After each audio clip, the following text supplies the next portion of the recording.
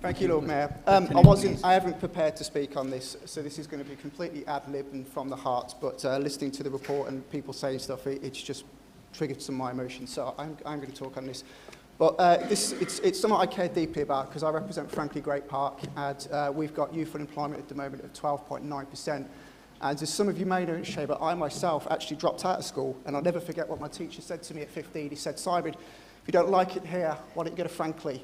When now I am the city councillor in Frankly. And when I left school, I got into skateboarding, and it was skateboarding that kept me out of crime.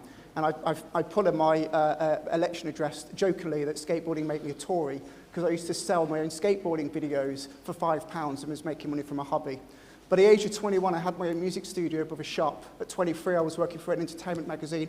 25, I was working for the largest newspaper group in the country.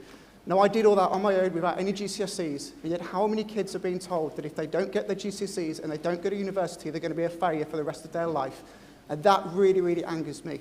Now, at 27, I started my own business. 29, obviously, now I'm a counsellor. But I look at a lot of the kids that are getting wrapped up in gangs and violence, and I think that could have been me. And it was free enterprise and being an entrepreneur that got me out of that. And I ask myself, we can sit here about funding for education, but why are we not teaching anything about business and free enterprise in our schools, especially in the digital economy in the 21st century? It is the future, especially if we're leaving the European Union. We're going to be trading with the rest of the world. The other thing that's not mentioned as well is the war on drugs. How many kids go out there selling marijuana on the streets? That probably happens in all of our wards, but what are they doing? They're effectively running a business. You know, if you sell weed and you go back and you grow a bigger batch, that's economies of scale. Again, none of that is being taught in our schools. They're being taught that organically.